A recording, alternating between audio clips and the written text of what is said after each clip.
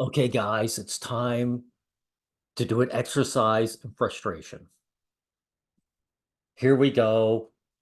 We have the fifth film theory. He's a new father. He wants his son to have positive male role models.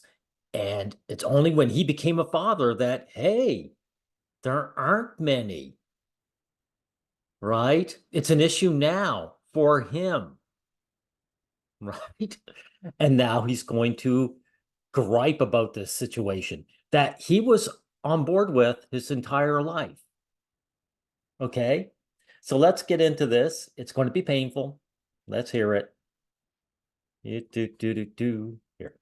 All the TV shows and movies that you loved as a kid. And now, with the perspective that you've gained as you've gotten older, can you name for me 5 good father figures from children's media? I'm talking about wholesome dads who want the best for their kids, who try really hard to teach them and nurture them and show them love and all the good things that dad should be doing. Legitimately, go down to the comments, type out who comes to mind, because I consume a lot of media, and I had a hard time making this list. Back when we brought Leon as creative director here on Film Theory, this was actually one of the first conversations he and I had about the state of media. Even more recently, we've asked this question around the office, and people really struggle with it. I mean, it's not... Wow, people really struggle with it. There's been a war on men for decades. And you're just noticing it now. Right. Because you've been involved in it. You were happy to be one of the ones who were warring on men. And now that it's coming to roost for you, you have an issue with it. Very typical male behavior, by the way, film theory. Possible to come up with a list. You'll eventually get there, but it's shockingly hard. Our list ended up being banned. It's shocking to me. I mean, this has been going on for at least 2 decades, right? From Bluey, Arthur Weasley from Harry Potter, Uncle Iroh from Avatar The Last Airbender, Mufasa from Lion King, and Goofy from a Goofy movie. But the fact that it took us a significant amount of time to do is pretty darn telling. Fathers in sitcoms are usually bumbling buffoons, deadbeat dads, or need... Deadbeat dads. Why are you showing Al Bundy? Married with children. He was married with children. He dealt with a job that he hated to support a housewife that leached off him. So how's he a deadbeat dad? Why are you showing Al Bundy? You don't even know how to present your own arguments. Anger management. And it's not just a lack of good dads here either. Honestly, most of the male characters that you see across media, both young and old, they're not great. Classic cartoon kids are almost... Well, I don't care about the cartoon characters. I mean, they're wacky for a reason, right?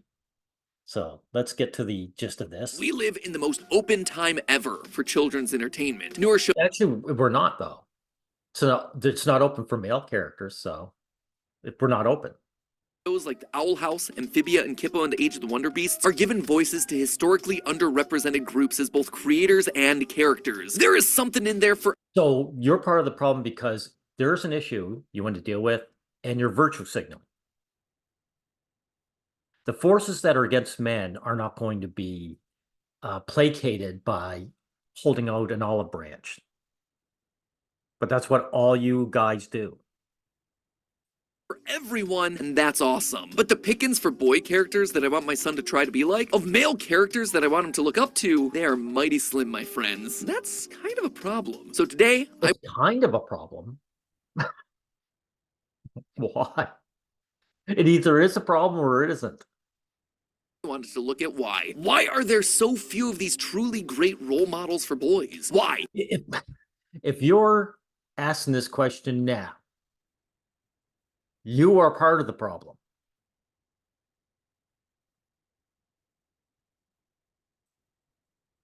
Oops, sound went off. Yep, there you are. Oh, wow, you're showing Steven Universe? This is not a positive show in any way or form. Four, are there so few choices that have good male role models for my son to look up to? Well, after diving into the history and economics of this sort of media, it all comes down, as it so often does, to money. Surprise. Okay, money, right. So you would buy media right now that would give a positive male role model to your son. So there's money in it. So you're trying to claim that money is what's the root of male hatred? This is so pathetic. This is what men do all the time. You're disliked because of your gender, and you know it. And that's what your son's going to grow up with, unless you do something about it, right? And what are you doing? You're blaming it on money, some other force than the obvious. Women don't like men, and men don't like men. That's what it is. You don't like men because you were part of all this until you became a dad. Surprise. Don't touch that dial, my friends. It's time to crack this case wide open. So to start things out, it should be noted that gender identity for young children doesn't really become a factor for several years into their life. According to research, most kids don't start to identify with one gender or another until the age of 3. And it's important that they're encouraged to explore that at their own pace. The last thing we want to do is to sort kids who are still discovering themselves into boxes. And Dude, sex is a physical thing. You either have male organs or female organs, for one thing. 2, you're destroying your own case. If it doesn't matter, if gender doesn't matter, then it doesn't matter if your son has positive male role models. You can just turn around and say, I'm a girl. Treat me like a girl. Right? This is why you're a part of the problem. likewise, children can of course have role models who are not the same sex or gender that they are. It is awesome for boys to have role models who are women, vice versa, and everyone beyond and in between the binary. I'm just talking about it today because I want to make sure that there are good examples set across the board for everyone. And right now, the male category, pretty severely lacking. And okay, right. Okay. Exactly. Because why is that? Because there's a war on you, because you were born male. You can't war on men without admitting that you are a man, that there is a definite binary, dude. So all this gibberish you said about non-binary and shit, none of that matters. Or I shouldn't say it. No, I'm correcting myself. It does matter. It destroys your own narrative, right? me saying that might come as a bit of a surprise, right? Like, there are a ton of male characters out there in media. They have been the bedrock, the focus of. Okay, again, you're damaging what you're trying to do by virtue signaling, right? You already said that it's about positive male role models. So you don't have to go down this line and start apologizing. Entertainment forever. So how am I possibly standing here saying we need more male role models? Well, this is one of those episodes where just looking at the numbers isn't going to be telling you the whole story. Okay, your voice and your goofy cartoon face does not go well with the issue you are talking about. 2008 study from Television conducted across 24 countries found that there were twice as many male characters than female characters in children's TV. A decade later, a similar study from the Gina Davis Institute on Gender and Media found that roughly half of all episodes of children's entertainment had female leads. That is good news. Everything's balanced. Who says it's good news? Again, you're just virtue signaling and coming to the people who hate you and say, see, I'm a fair, good person. You should love me because I'm a fair, good person. You're being attacked as a man. Doesn't matter what kind of quality you are as a person. You were born male. Now, I'm going to show you the reason why this isn't necessarily good. Okay? Let's see. Look at this scene from Adaptation, where the Nicolas Cage character talks about a screenplay. He has writer's block. So he comes to the seminar. Listen what they say here. What if a writer is attempting to create a story where nothing much happens, where people don't change, they don't have any epiphanies, they struggle and are frustrated and nothing is resolved? More a reflection of the real world. The real world? Yes, sir. The real fucking world. First of all, you write a screenplay without conflict or crisis, you'll bore your audience to tears. There you go in a nutshell.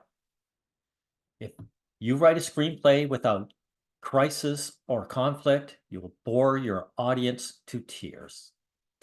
And sorry, dude, but when it comes to conflict and crisis, Men in real life suffer it far, far, far more than women do. You want a war movie? Who's getting his face shot off? And who's staying at home where it's nice and safe and sound?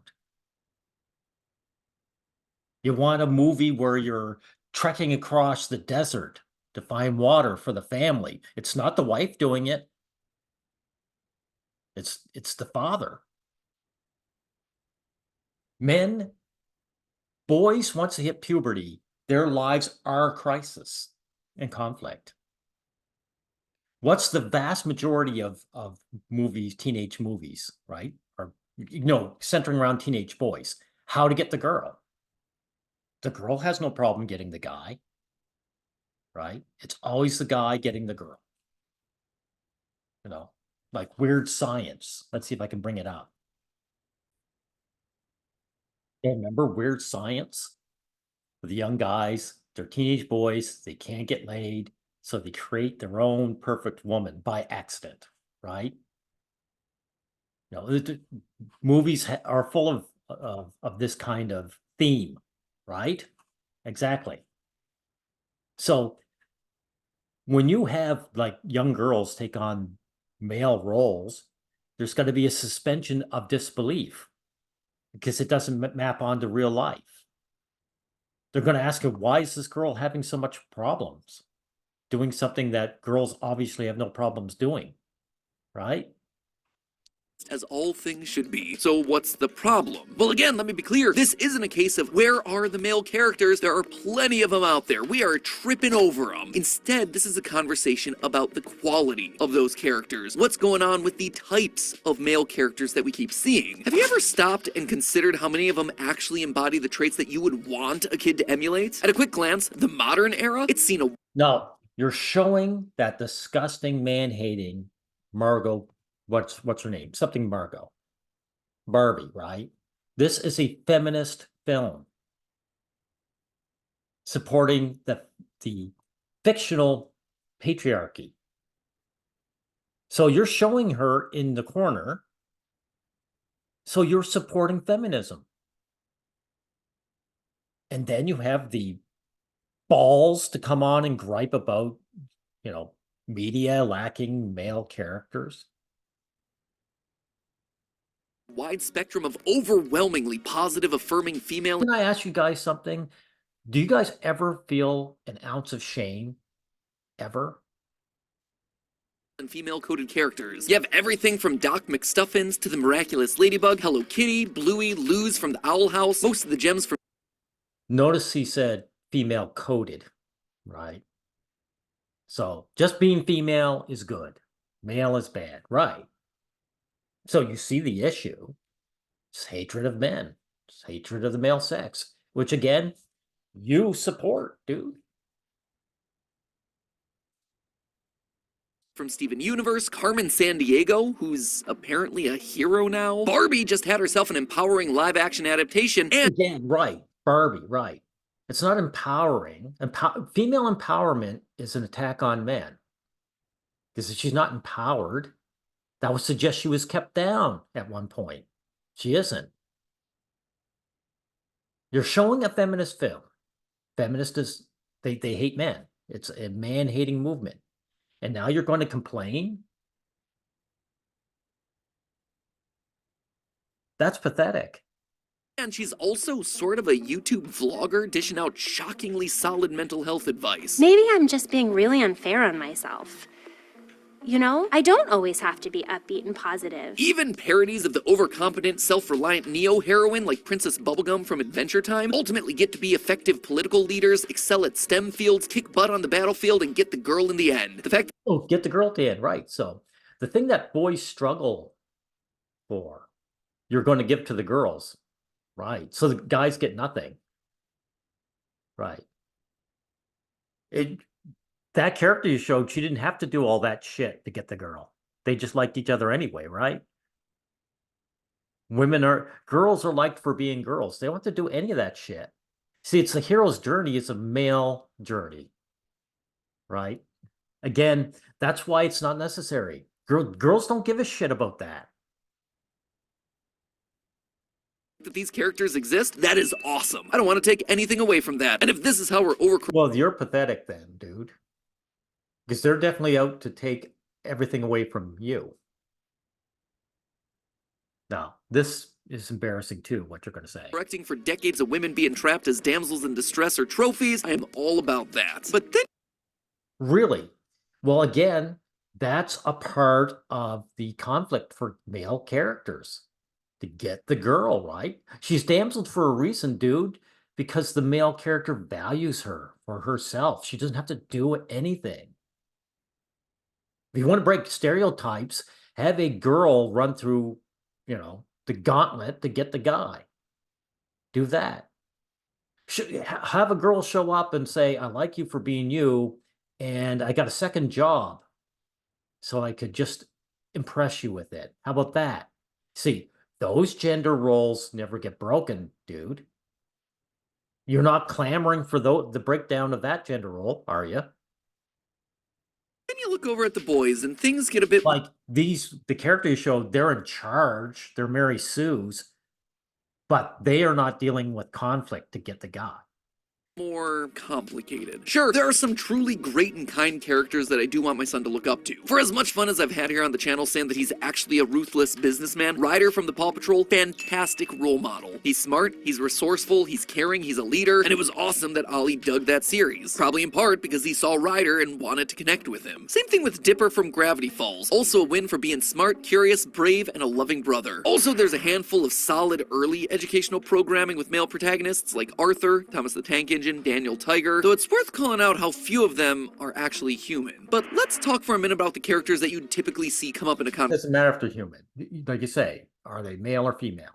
conversation like this, right? Well, the problem here is that they tend to have a huge asterisk attached to their names. Captain America, Superman, Batman, Spider-Man, the Ninja Turtles, they're all great, but the stories also involve a lot of war, crime, death, fighting in general. Yeah, conflict, that's right. They involved conflict. So when this Princess Bubblegum character engages in violence, she's kicking ass on the battlefield. But now you have an issue with young guys doing the same. So you can see how you're part of the problem. You don't like other guys. Period. Physical violence. Aang, Luke Skywalker, Harry Potter, they're selfless heroes who do what they think's right no matter what the cost. But they're also sitting smack dab in franchises built on needing to be violent, fighting, often killing soldiers, stormtroopers, dark wizards. Not generally a drawback that you're facing from traditionally. Well, that's crisis and conflict. What can I say? Right? Real life is full of this kind of thing. There's armed conflict. There's real life bullies. What are you going to do?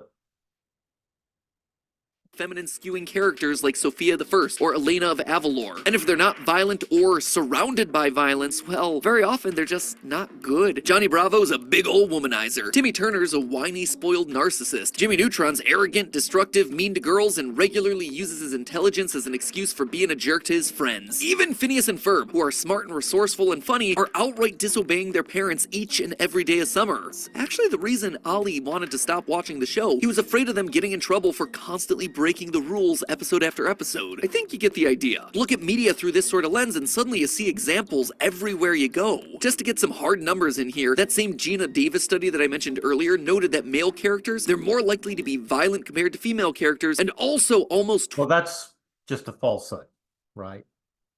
That's just false. twice as likely to be depicted as a criminal. Remember, we're not talking about fun characters to watch or characters. Yeah, they like men to be the bad guys to beat up on. Yeah, that's true. That you like. I think most of the examples I listed above fall into at least one of those two categories. No, we're talking about characters that are admirable role models for young boys. Characters whose activity we want them to imitate or look up to as they develop during childhood. I also want to reaffirm, I personally like all of these shows and movies. There is no judgment here if you're a fan of any of these. Yes, you just gave a judgment, genius. It's too late. You gave a judgment. these sorts of things. But they're just not shows that I can show Ollie until he's much, much older because of the implicit lessons. You mean Phineas and Ferb? You couldn't show him until he's older? Okay. That they contain. Boys are violent. You solve your problems with punching. If you break rules and treat people badly, don't worry, there are no real consequences. You're the main character of your own show, and everything just works out well for you. So with all of that established, I think we can start to discuss why things have ended up this way. Because this has deep roots in the history of pop culture. The long and short of it, when you start to unpack the old media that inspired our modern media, you find a lot of old-fashioned assumptions that end up persisting in ways that you wouldn't expect. Though there have always been— Are these assumptions based on reality? Right. trickster boy characters dating back centuries and cultures all across the world, the Western pop culture version of this archetype really took shape in the early 1900s with the creation of Peter Pan by novelist J.M. Barrie, though you probably know him best from the 1953 Disney cartoon. I cannot overstate how influential this one story was. Everyone and everything from Steven Spielberg to The Legend of Zelda was influenced by Peter Pan. So it's a great story then. Okay. That matters. By this point, I'm sure you know the story. Peter Pan's a boy who doesn't want to grow up. He has magical powers and finds other children who also don't want to grow up, whisking them away to Neverland so they can be kids together forever. In some darker interpretations, he just straight up abducts the kids. And even in the Disney version, from the first time we see his face, it's clear that this is not a 100% trustworthy good guy. The whole point of Peter Pan's character, though, is that he's fun, but he's also immature. He's emotionally stunted. Well, he's a boy, isn't he? He's a boy. So, of course, boy character's going to watch this and like him. Are you trying to do the man up shit? Like my boy should be an adult right off the bat? kind of a jerk. If you aren't also a perpetual child, you eventually get tired of him, especially if you're a girl. The Lost Boys are called the— Especially if you're a girl? Really? You did a poll at that? So if Peter Pan, not if, since he appeals to boys, so what? You don't need to appeal to girls. Lost Boys because there weren't any lost girls originally. Peter's explanation is that girls are just far too clever to become lost like the rest of them. And when he brings Windy Darling to Neverland, it throws things into complete disarray because her relative maturity makes the other lost boys want to grow up. The point is, what Peter Pan explored was the very rigid classifications of gender in a child's upbringing during the era. The idea that on the whole, girls emotionally mature faster than boys. Something that has a fair amount of scientific truth to it. Well, they physically mature faster than boys. So, of course, their brains do. Doesn't mean it. In the end, they're not more mature in the end. Boys catch up. And that, did you not see the story? You said you did, right? They wanted her as a mother figure. It's not that they wanted to grow up. They wanted to be around girls. Literally, most girls optimize connections in their brains at an earlier age than boys, leading them to cognitively mature more quickly. The consensus for— Sorry, dude, but there's nothing mature about the female brain. And it doesn't make them like us whatsoever. Where's the maturity in hating men? Men worship women, and women hate men for it. Where's the maturity there? for a long time has been that boys are born wild and unruly while girls just grow up faster. And it's therefore their job to civilize the boys, to get them to want to settle down and act like actual— Civilized is code word for control. That's what it is. Dominate. Right? human beings. And that mentality is all over old Disney films. The seven dwarves live like a bunch of frat boys until Snow White shows up to show them how to use a broom and a dustpan. Beauty and the Beast is all about a big jerk who literally doesn't know how to act human until a woman shows up and tells him. And yeah, that's basically— Oh, yeah, okay. So you can see that these old tropes, these anti-male tropes, have been around forever. what happens in Peter Pan 2. The Lost Boys are presented with the options of staying in Neverland, where they can run around like madmen and play pirates and break stuff and make a mess, or you can go home, get a job, and find a windy darling of your own. In these old— So in other words, give up your freedom for a woman. Yep. That's the message that boys are given, right? They don't need this message. They're going to do that as they grow up anyway. But they don't. People despise men so much, the male sex so much, they hate boyhood freedom.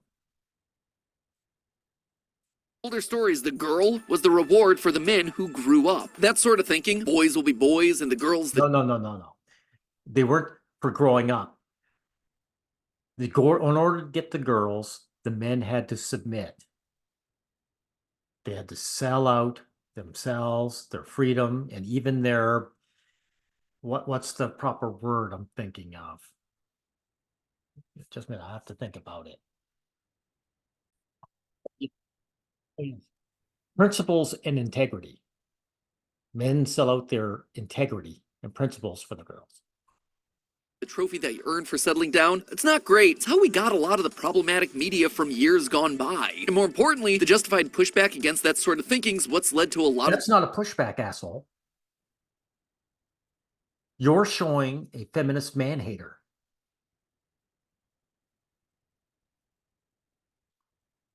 You are part of the problem. Your boy is in for an awful adulthood. Because I can see where you're pushing him.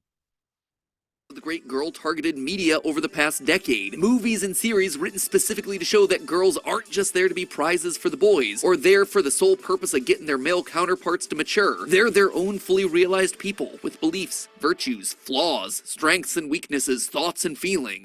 Really? Then how come there's so many Mary Sues if it's about flaws? Genius. But now I have to ask, why hasn't something similar happened with boys in the media? Because, dude, women demand these gender roles from boys. That's why. That's why.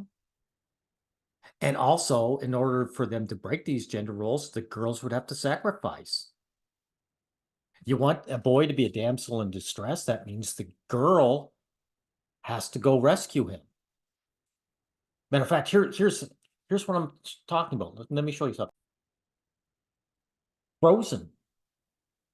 Or I should say what it's based on, right? I forget the actual name of it, the Ice Princess, whatever. That was an old story that broke that mold, where the young girl went on the hero's journey to rescue a boy. Frozen, they threw it out.